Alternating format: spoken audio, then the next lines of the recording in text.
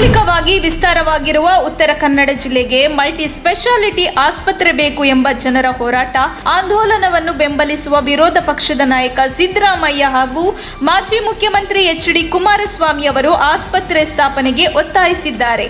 ಈ ಸಂಬಂಧ ನಾಯಕರು ಟ್ವೀಟ್ ಮೂಲಕ ಬೆಂಬಲ ತಿಳಿಸಿದ್ದಾರೆ. Super multi speciality ಆಸ್ಪತ್ರೆಗಾಗಿ Uttara Kannada ಜಿಲ್ಲೆಯ ಜನರು ನಡೆಸುತ್ತಿರುವ ಹೋರಾಟಕ್ಕೆ ನನ್ನ ಪರಿಪೂರ್ಣ ಬೆಂಬಲವಿದೆ ಎಂದು ಹೇಳಿದ್ದಾರೆ. ಜಮೀರ್ ಅಹಮದ್ ಖಾನ್ ಅವರು ಜಾತಿ ಧರ್ಮ ನೋಡದೆ ಸರ್ವಧರ್ಮೀಯರನ್ನು ಪ್ರೀತಿ ವಿಶ್ವಾಸದಿಂದ ಕಾಣುತ್ತಾರೆ. ಮುಂಬರುವ ದಿನಗಳಲ್ಲಿ ಅವರು ಮುಖ್ಯಮಂತ್ರಿ ಆಗುತ್ತಾರೆ ಎಂದು ತಾಲೂಕಿನ ಯಕ್ಕುಂಡಿ ವೀರಕ್ತ ಮಠದ ಪಂಚಾಕ್ಷರಿ ಸ್ವಾಮೀಜಿ ವಿಶ್ವಾಸ ವ್ಯಕ್ತಪಡಿಸಿದರು. ಯಕ್ಕುಂಡಿ ಗ್ರಾಮದ ದಿಲಾವರ್ ದರ್ಗಾದಲ್ಲಿ ಭಾನುವಾರ ನಡೆದ ಕಾರ್ಯಕ್ರಮದಲ್ಲಿ ಸಾನ್ನಿಧ್ಯ ವಹಿಸಿ ಮಾತನಾಡಿದವರು, ಯಕ್ಕುಂಡಿ ಗ್ರಾಮದ ದರ್ಗಾ ಹಿಂದೂ ಮುಸ್ಲಿಂ ಭಾವೈಕ್ಯದ ಸಂಕೇತವಾಗಿದೆ. ಈ ದರ್ಗಾಗೆ ಜಮೀರ್ ಅವರು ಬೆಂಗಳೂರಿನಿಂದ ಬಂದಿದ್ದಾರೆ. ಇದರ ಶಕ್ತಿ ಎಷ್ಟಿದೆ ಎನ್ನುವುದು ನೀವು ವಿಚಾರ ಮಾಡಬೇಕು. ಈಗಾಗಲೇ ಸಚಿವರಾಗಿ ಉತ್ತಮ ಕೆಲಸ ಮಾಡಿದ್ದಾರೆ. ಇಂತಹ ಒಳ್ಳೆಯ ಮನಸ್ಸು ಇರುವವರು ಮುಂದೆ ಮುಖ್ಯಮಂತ್ರಿಯಾಗಿ ಇನ್ನಷ್ಟು ಕೆಲಸ ಮಾಡಬೇಕು ಎಂದು ಹೇಳಿದರು. ಜೂನ್ ಮಧ್ಯಭಾಗದಲ್ಲಿ ನಡೆಸಲಾಗಿದ್ದ ಸಿಇಟಿ ಪರೀಕ್ಷೆ ಫಲಿತಾಂಶವನ್ನು ಇದೇ ತಿಂಗಳ 30ರಂದು ಪ್ರಕಟಿಸಲಾಗುವುದು ಎಂದು ಉನ್ನತ ಶಿಕ್ಷಣ ಸಚಿವ ಡಾಕ್ಟರ್ ಸಿ.ಎನ್. ಅಶ್ವಥ್ ನಾರಾಯಣ ಹೇಳಿದರು. ಬೆಂಗಳೂರಿನಲ್ಲಿ ಸೋಮವಾರ ಈ ವಿಚಾರ ತಿಳಿಸಿರುವ ಅವರು, ವಿವಿಧ ವೃತ್ತಿಪರ ಕೋರ್ಸ್ಗಳಿಗೆ ಪ್ರವೇಶ ಪಡೆದುಕೊಳ್ಳಲು ನಡೆದಿದ್ದ ಸಿಇಟಿ ಪರೀಕ್ಷೆಯನ್ನು ಈ ಬಾರಿ ಬಿಗಿ ಭದ್ರತೆ ನಡುವೆ ಕಟ್ಟುನಿಟ್ಟಾಗಿ ನಡೆಸಲಾಗಿತ್ತು ಎಂದರು. ಬೆಂಗಳೂರು ದಕ್ಷಿಣ ಸಂಸದರು ಬಿಜೆಪಿ ಯುವ ಮೋರ್ಚಾ ರಾಷ್ಟ್ರೀಯ ಅಧ್ಯಕ್ಷರಾದ ತೇಜಸ್ವಿ ಸೂರ್ಯ ಅವರು ಜಯನಗರದಲ್ಲಿರುವ ಕೆಎಸ್ಆರ್ಟಿಸಿ ಆಸ್ಪತ್ರೆಯನ್ನು ಖಾಸಗಿಗೊಳಿಸಲು ಯತ್ನಿಸುತ್ತಿದ್ದಾರೆ ಎಂದು ಕೆಎಸ್ಆರ್ಟಿಸಿ ಸಿಬ್ಬಂದಿ ಹಾಗೂ ಕಾರ್ಮಿಕರ ಒಕ್ಕೂಟದ ಅಧ್ಯಕ್ಷ ಎಚ್.ವಿ. ಅನಂತ್ ಸುಬ್ರಾವ್ ಆರೋಪಿಸಿದ್ದಾರೆ. ಸಂಸದ ತೇಜಸ್ವಿ ಸೂರ್ಯ ಅವರು ಜಯನಗರದಲ್ಲಿ ಕೆಎಸ್ಆರ್ಟಿಸಿ ಸಿಬ್ಬಂದಿಗಳಿಗಾಗಿ ಇರುವ ಸರ್ಕಾರಿ ಆಸ್ಪತ್ರೆಯನ್ನು ಖಾಸಗೀಕರಣಗೊಳಿಸಲು ಸಿಎಂ ಬೊಮ್ಮಾಯಿ, ಸಾರಿಗೆ ಸಚಿವ ಶ್ರೀರಾಮುಲು ಅವರ ಮೇಲೆ ಒತ್ತಡ ತರುತ್ತಿದ್ದಾರೆ ಎಂದು ಅನಂತ ಸುಬ್ರಾವ್ ಆರೋಪಿಸಿದ್ದಾರೆ. ದೇಶದ ಅತ್ಯುನ್ನತ ಸಾಂವಿಧಾನಿಕ ಹುದ್ದೆಗೆ ತಾನು ಆಯ್ಕೆಯಾಗಿರುವುದು ತನ್ನ ವೈಯಕ್ತಿಕ ಸಾಧನೆಯಲ್ಲ, ಬದಲಾಗಿ ಭಾರತದ ಪ್ರತಿಯೊಬ್ಬ ಬಡವರ ಸಾಧನೆ ಎಂದು ನೂತನ ರಾಷ್ಟ್ರಪತಿ ದ್ರೌಪದಿ ಮುರ್ಮು ಸೋಮವಾರ ಹೇಳಿದ್ದಾರೆ. ಭಾರತದ 15ನೇ ರಾಷ್ಟ್ರಪತಿಯಾಗಿ ಇಂದು ದೆಹಲಿಯ ಸಂಸತ್ತು ಭವನದಲ್ಲಿ ನಡೆದ ಸರಳ ಸಾಂಪ್ರದಾಯಿಕ ಸಮಾರಂಭದಲ್ಲಿ ಮಾತನಾಡಿದ 64 ವರ್ಷದ ಮುರ್ಮು ಅವರು, ದೇಶದ ನಿರ್ಗತಿಕರು, ಬಡವರು, ವಂಚಿತರು, ದೀನ ದಲಿತರು ಮತ್ತು ಬುಡಕಟ್ಟು ಜನರು ತಮ್ಮ ಪ್ರತಿಬಿಂಬವನ್ನು ನನ್ನಲ್ಲಿ ನೋಡಬಹುದು. ಇದುವೇ ನನಗೆ ಅತಿ ದೊಡ್ಡ ಸಂತೃಪ್ತಿಯ ವಿಷಯವಾಗಿದೆ ಎಂದರು.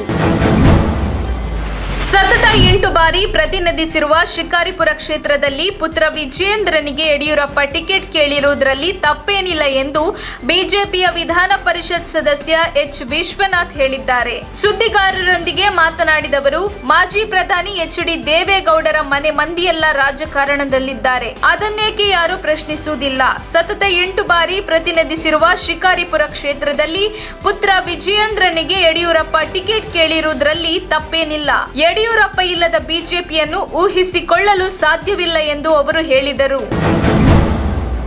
ಕಾಲೇಜಿಗೆ ಹೋಗಿ ಬರುವುದಾಗಿ ಹೇಳಿ ಮನೆಯಿಂದ ತೆರಳಿದ್ದ 4 ವಿದ್ಯಾರ್ಥಿನಿಯರು ಕಾಣೆಯಾಗಿರುವ ಘಟನೆ ರಾಯಚೂರು ಜಿಲ್ಲೆಯಲ್ಲಿ ನಡೆದಿದೆ.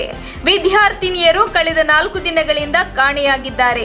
4 ವಿದ್ಯಾರ್ಥಿನಿಯರು ಸ್ಟೇಷನ್ ರಸ್ತೆಯ ಸರ್ಕಾರಿ ಬಾಲಕಿಯರ ಪದವಿ ಪೂರ್ವ ಕಾಲೇಜಿನಲ್ಲಿ ವಿದ್ಯಾಭ್ಯಾಸ ಮಾಡುತ್ತಿದ್ದರು. 2 ಶಕ್ತಿನಗರ ಮತ್ತು ಇನ್ನಿಬ್ಬರು ರಾಯಚೂರು ನಗರದ ನಿವಾಸಿಗಳಾಗಿದ್ದರು. 3 ವಿಜ್ಞಾನ ವಿಭಾಗದಲ್ಲಿ ಅಭ್ಯಾಸ ಮಾಡುತ್ತಿದ್ದು, ಒಬ್ಬಳು ಕಾಮರ್ಸ್ ವಿಭಾಗದಲ್ಲಿ ವ್ಯಾಸಂಗ ಮಾಡುತ್ತಿದ್ಲು. ಇದೀಗ ಕಾಲೇಜಿಗೆ ಹೋಗಿ ಬರುವುದಾಗಿ ಹೇಳಿ ಮನೆಯಿಂದ ಹೊರ ಹೋಗಿದ್ದ 4 ವಿದ್ಯಾರ್ಥಿನಿಯರು ನಿಗೂಢವಾಗಿ ನಾಪತ್ತೆಯಾಗಿದ್ದಾರೆ.